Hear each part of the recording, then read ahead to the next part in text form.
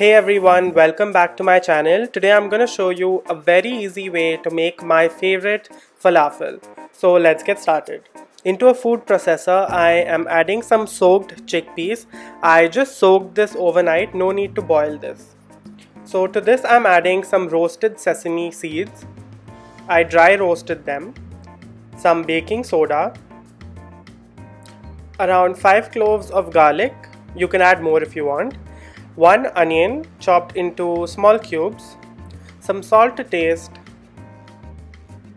some red chili powder. If you have paprika powder, you can add that as well. Some coriander powder, cumin powder,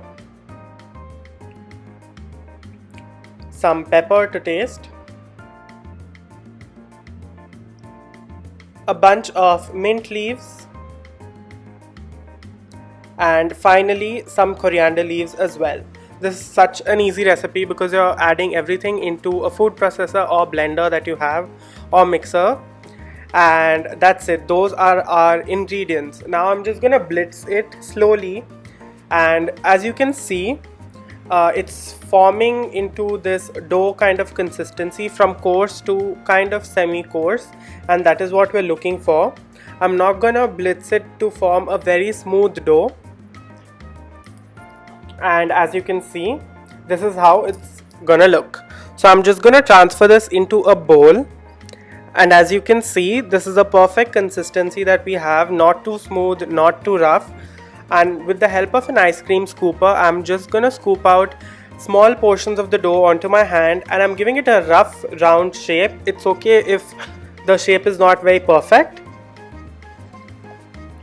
So as you can see, I've prepared one roundel, and similarly I'm going to make roundels out of all of this dough, and I'm going to fry it for about 4 to 5 minutes, and you can even bake them or air fry them, and you have a yummy golden brown falafel ready. I'm going to serve it with some bread and hummus.